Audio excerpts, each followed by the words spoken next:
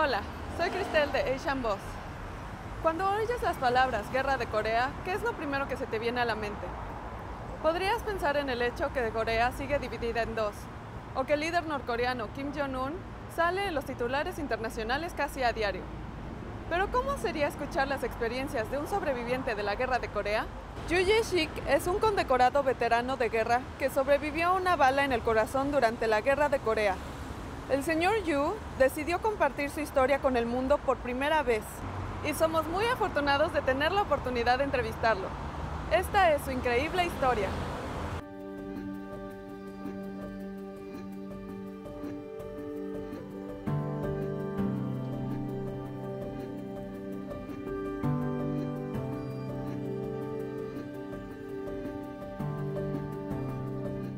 오늘 이렇게 귀한 시간 내주셔서 정말 감사합니다. 고맙습니다. 지금 국가유공자가 한 9만여 명 살아 있어요. 6.25 유공자가. 예. 근데 실제적으로 지금 남아있는 사람들이 인터뷰에 응해서 말을 제대로 할 사람들이 얼마 많지 않아요. 옷이 너무 멋있으신데 이게 이제 훈장인 거죠? 예, 훈장입니다. 예. 해외에서 보는 저희 시청자들도 예. 한국 전쟁에 대해서 궁금한 점이 굉장히 예. 많아요. 한국 전쟁이 그냥 교과서에서만 나오는 치열했던 전쟁이라고만 알고, 그런데 직접 어떻게 살아남으셨잖아요. 연세가 어떻게 되시죠? 88, 8등입니다. 이제 전쟁이 났을 때 나이가 어떻게 되셨어요? 18살. 고등학교 2학년 재학 중에 있었습니다. 그럼 지금 고향이 강원도 춘천은 38선하고 가까웠어요. 예. 그러니까 북한이 6월 25일 날 포를 쏘면서 남쪽으로 쳐내려왔으니까 그날 아는 거죠. 근데 왜 북한이 그날 쳐들어왔어요? 왜 쳐들어왔냐면은 남쪽을 적화를 하려고 이제 김일성이, 이건 나중에 아는 일입니다만, 우리 대한민국을 차지하려고 그 반쪽을 먹으려고 쳐내려왔던 것이죠. 그러면 쳐들어왔을 때 네. 그때 남한에서는 준비가 되었던 상황이었나요? 남한의 준비가 하나도 안 됐고 막을 수가 없는데, 다행히 춘천은 서양강이라는 강이 있어서 강둑이 있어가지고서 거기 강을 못 건너와서 2, 3일간 지체한 거죠. 그 날에 어떠셨어요? 학생인데 그때 당시 비가, 그 장맛비가 많이 내렸어요. 그래서 뭐 전쟁을 어떻게 하는가 하고서 구경을 갔습니다. 슉슉슉슉슉 거기서 포탄이 날아와서 꽝 하고 터지면 저게 왜 터지는가? 우리가 포를 쏘는 줄 알았어요. 그럼 언제 이게 우리가 아니라 지금 공격을 당하는 거라는 그 인식을 언제 하셨어요? 그걸 이제 피란민이 그 옥산포라는 데서 막 내려와요. 이 인민군이 쳐 내려온다고 말이야. 피란민들이 오니까 이게 쳐 내려왔구나.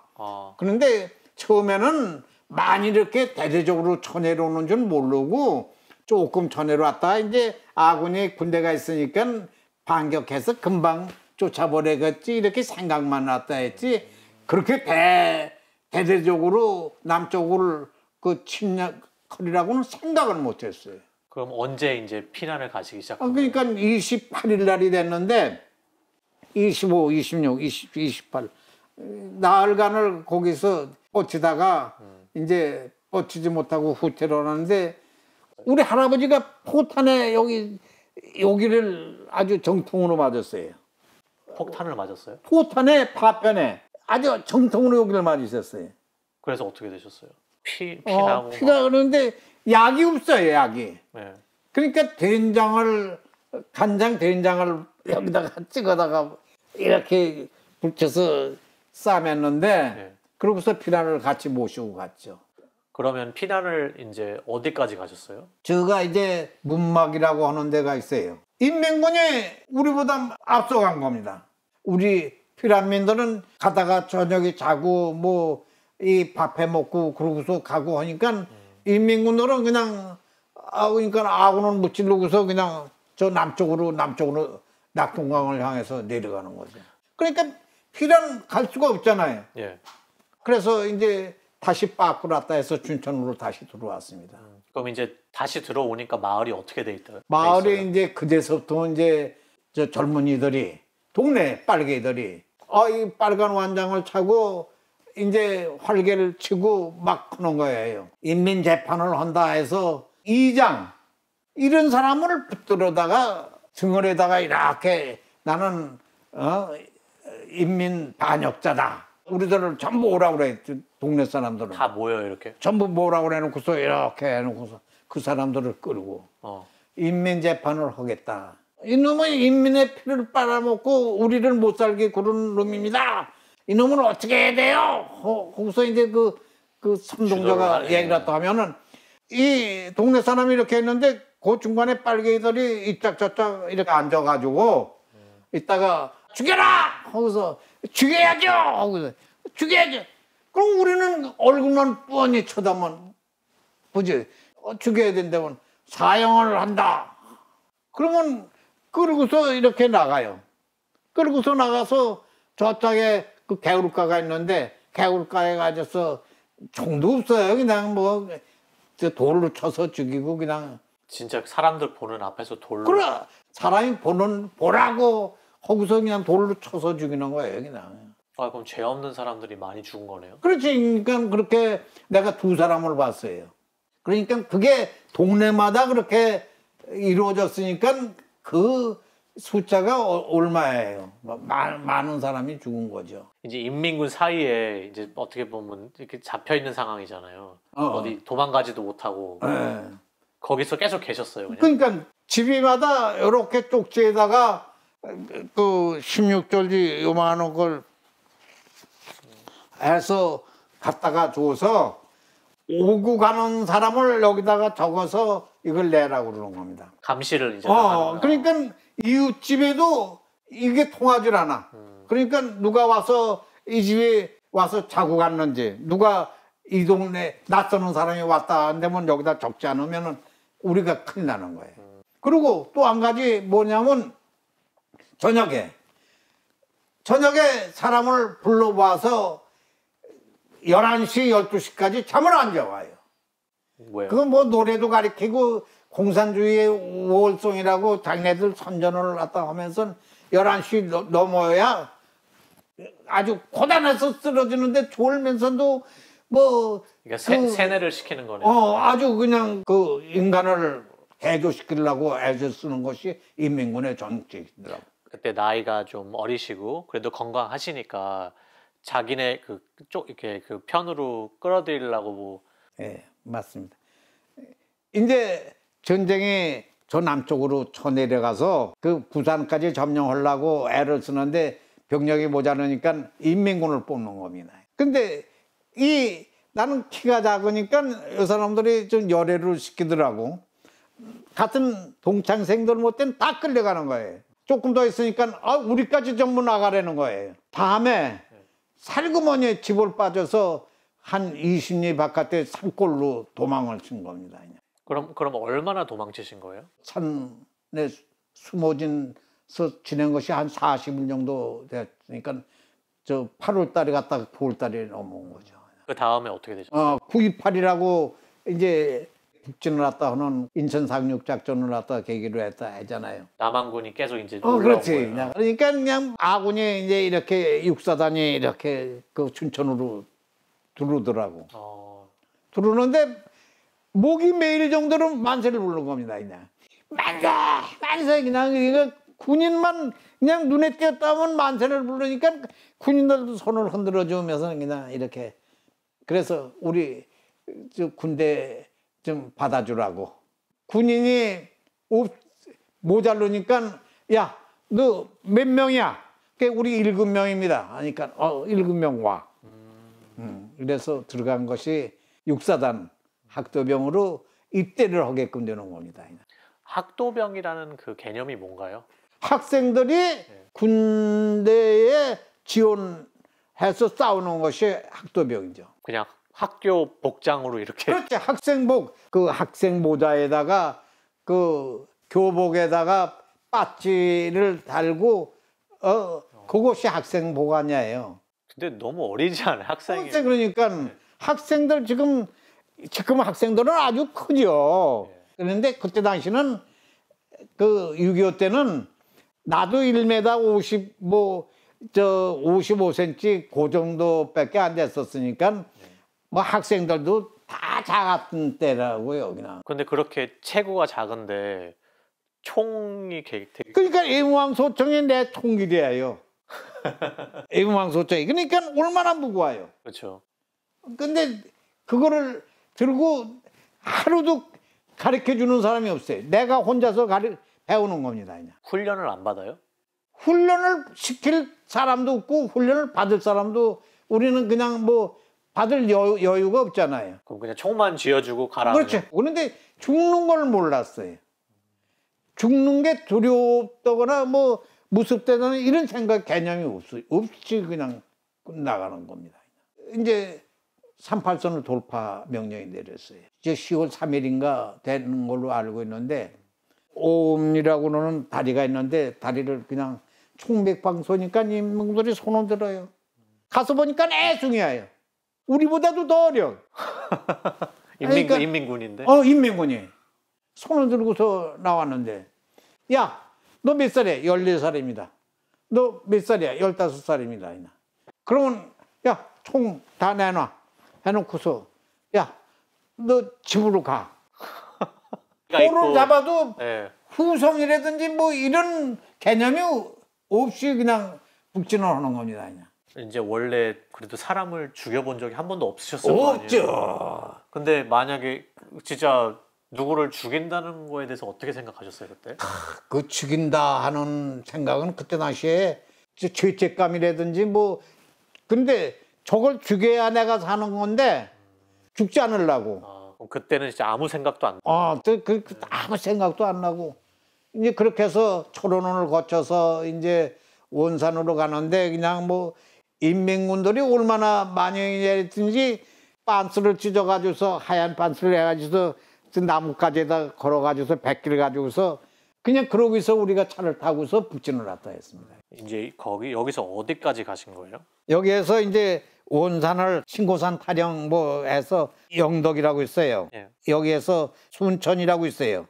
개천. 여기 초산입니다. 그 초산에 도착하셨을 때 거기에서 이제 어떻게 되신 거예요? 그래서 이제 내일 모레면 압록강까지 다 점령하잖아요. 예. 그럼 남북 통일이 되는 거 아니에요? 그렇죠. 거의 다 점령을 했는데 왜 이게 통일이 안 되는 거예요? 근데 저녁에 이렇게 보니까 파란불이 뭐 공중에 뜨더라고요.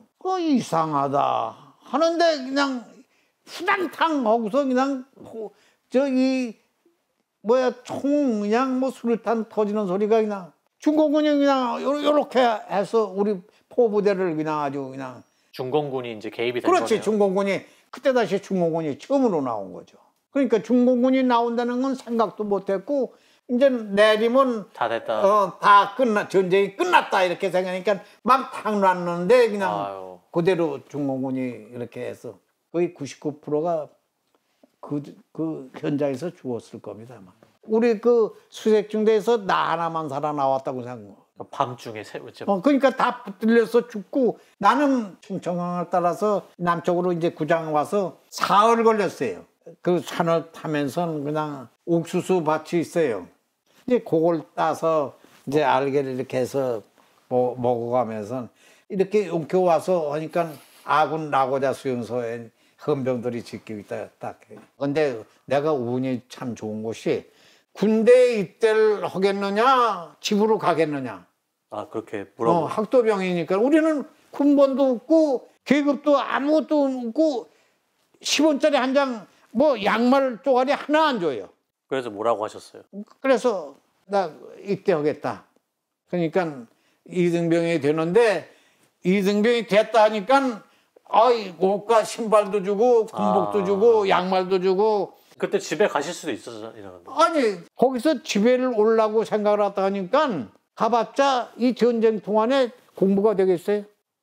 그러니까 군대 나가서 싸워서 이 물리치고서 금방 그 북진 통일이 될 것 같더라고요.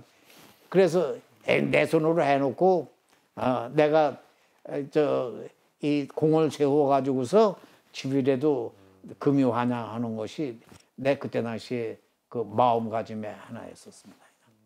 이제는 이제 이등병이 돼서 제대로 훈련을 받으셨어요? 아, 훈련은 없지. 그냥 바로 이등병이 돼서 바로 보충돼서 내보내는데 그 대위 그 사람이 나를 참 잘 본 거지. 야, 너 나하고 같이 있자. 그래서 정보처 상항병으로 이 정보처를 갔죠. 그 사람 덕분으로. 그럼 거기서 이제 얼마나 계셨어요? 거기서 이제 6개월 있다가 장교 시험이 나오더라고. 장교 시험을 쳐야 되겠다 해서 장교 시험을 치고 간부보생을 갔습니다. 네. 이제 소위가 되는데 20살인가? 20살에 들어갔다 21살에 나왔죠. 네.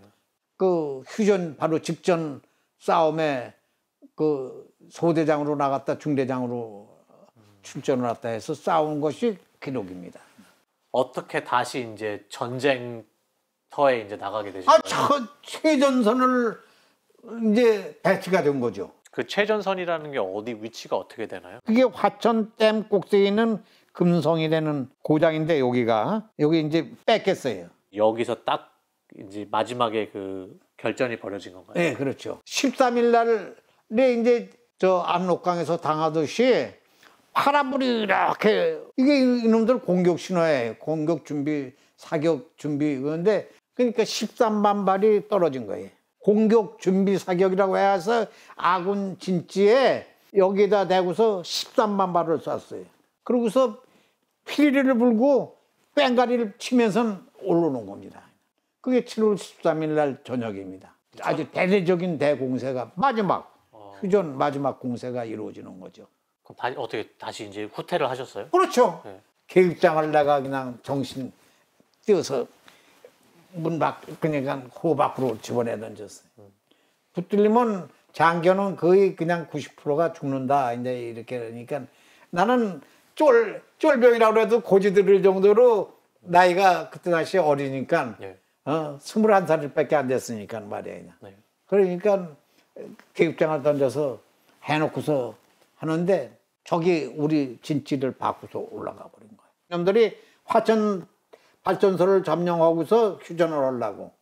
요즘은 전기가 뭐 이렇게 우리들은 남한도 그러지만 북한은 전기가 암흑의 세계 아니에요. 네. 그러니까 남한도 그랬는데 남한도 그 발전소 가지고서 춘천 못해 키느라고 했는데 그 발전소를 점령하려고 그러는데 그 금성천이 흐르는데 우리 키 넘으니까 총을 꼭지로 들고서 이제 발로 이렇게 하다가 중공군이 딱 맞다 들었어. 쌀라 되면서 나오라고 말이야. 우리는 그냥 숨어 그냥 하는데 한 놈이 그냥 여길 정통으로 맞았어요. 소대장님 나 살려달라고 말이야. 그냥. 어떻게 살래? 그 강으로 떠내려가서 이제 그 7명이 가다 그놈 하나 이제 잃고 6명이 이렇게 해가지고서 중공군을 강으로 피해서 화천 이제 나고자성까지 갑니다. 14, 15, 16, 17 나흘간 정도를 또 이제 도망을 와서 그래 도망을 와서 그래서 이제 올라가서 중대장이 됩니다. 예. 중대장을 되니까 잃었던 땅을 되찾기 위해서 바로 명령이 떨어지는 거예요. 그러니까 100여 명을 끌고서 올라가려는 그 이제 무전기를 가져서 무전병 못 해가지고서 하는데 하루 저녁은 이 산을 점령하고서 자라고 말이야.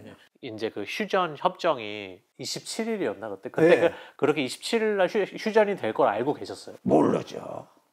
그 전선 상황에 대해서는 전혀 모르죠. 신문이고 라디오고 텔레비고 이제 그때 당시는 없던 때니까 뭐 어디서 들어요. 모르는 거죠. 근데 땅만 그냥 점령하려고 미리 땅만 점령하라고 하는 그게 군인의 본분이니까 예. 이걸 점령하려면 거기 가서 애들 데리고 가서 다시 또 가야 근데 비가 억수같이 쏟아붓는데 네. 마지막 날이 이제 닥쳤습니다. 19일 날이죠. 19일 날 19일에 406 고치라는 고치를 점령하라고. 제일 높은 데요. 그렇죠. 요 고치를 점령하면은 20리를 감지해. 20리를 따고 들어가. 20리를. 그러니까 요 놈의 고치를 중공군도 안 놓고 아군도 안 놓고 그냥 그 고치 하나 가지고서 몇 개 중대가 그냥 계속 싸워요? 했다가는 놓고 그럼 딴 중대가 올라가고. 그럼 이제 어떻게 보면 최후의 날, 그러니까 이제 7월 20일이 됐어요. 19일 날 저녁에 돼서부터 해서 20일 날 날이 새우도록 밤새도록 싸우는 겁니다. 그냥 싸우는데 그 비가 억수같이 쏟아 보니까 비행기도 못 뜨지 호도 없지. 그러니까 소총하고 수류탄만 가지고서 싸우는 겁니다. 그냥 이놈들은 높은 데서 있어서 우리가 야 하고 올라가면 그냥 수류탄을 던지니까 그냥 수류탄이 막 그냥 막 엎드리고 뭐 꽝 하면 그냥 아이코 하고서 그냥 또 몇 놈이 죽어나가면 창자도 터지고 그 박매의 수류탄이 얼마나냐면은 이만해. 우리 수류탄에 한 3-4곱이에요. 근데 이놈 자식들이 이걸 박매를 이렇게 해가지고 그 자루가 있어가지고 빙빙 돌리다가 탁 던지면 멀리도 가요. 실질적으로 내가 100명 정도 99명을 이렇게 했는데 싸워서 다쳐서 죽은 놈은 한 20명 정도밖에 안 된다고 생각하는데 다 사람이 없이 그냥 내가 가지고 있는 거 한 30몇 명 이렇게 소대원 정도밖에 안 남았어요. 아침에 되니까. 내가 이거 생각하니까 안 되겠더라고. 이게 마지막 꽃이에요. 이제 휴전 바로. 이게 뭐 시체가 그냥 중공군 시체, 아군 시체를 막 싸서 순독을 만들었어. 그러니까 그 시체가 보호막이 되는 거죠. 이제 어떻게 할 재간이 없어요. 이제 내가 죽어야만 되겠다. 이제 하는 생각만 하는데 이 친구 엎드려가지고서 같이 이렇게 엎드려가지고서 여기서 야 저걸 어떻게 했으면 좋냐 하고서 하는데 이놈이 대답이 없어요. 이렇게 하니까 자식 고개가 땅에 떨어져 있더라고. 죽었어요? 이 바른 쪽에서 쏴서 귀를 맞은 거예요. 그러니까 귀에서 피가 몇 방울 땅에 떨어져. 그러니까 아야 소리도 하나 못 하고서 죽었어요. 그래서 아유 이제 나도 죽을 때가 됐다. 그 부하들 보고서 야 나 따르라고. 따르라고.